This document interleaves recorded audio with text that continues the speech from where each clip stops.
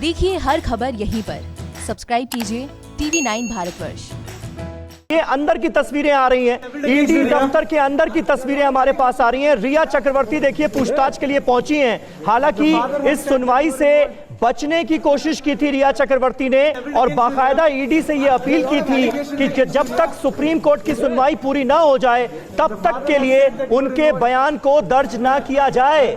लेकिन ईडी ने रिया चक्रवर्ती की इस अपील को खारिज कर दिया, जिसके बाद अब रिया चक्रवर्ती को प्रवर्तन निदेशालय के एनफोर्समेंट डायरेक्टरेट के ऑफिस में पहुंचना पड़ा है। तस्वीरें आपको दिखा रहे हैं, ईडी दफ्तर के अंदर की ये तस्वीरें हैं जहां पर रिया चक्रवर्ती पहुंची हैं और अब मनी लॉन्ड्रिंग केस में उनसे पूछताछ की जाएगी।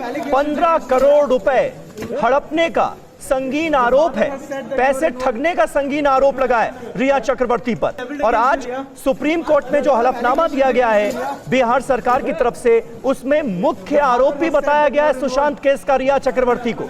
तो कुल मिलाकर कहीं ना कहीं अब रिया चक्रवर्ती पर शिकंजा कसता हुआ नजर आ रहा है।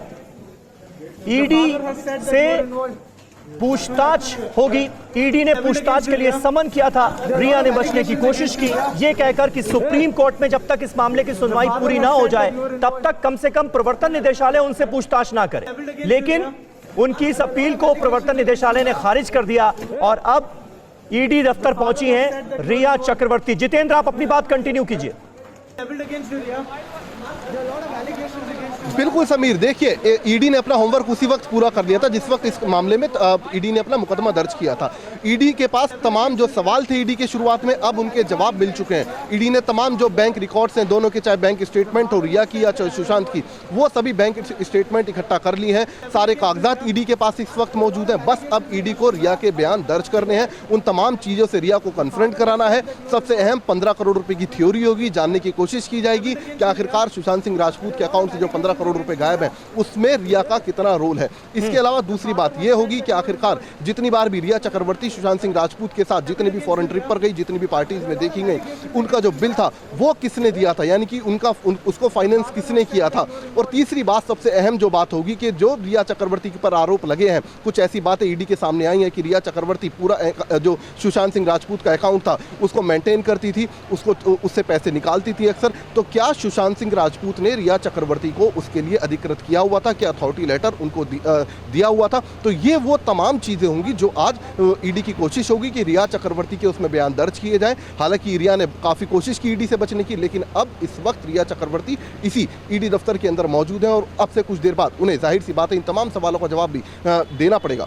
अच्छा जितेंद्र, ये बताइए कि रिया के साथ साथ रिया चक्रवर्ती के भाई को भी पूछताछ के लिए बुलाया गया था, तो जो शख्स हमें तस्वीरों में रिया के साथ नजर आ रहा है वो भाई है क्या रिया का?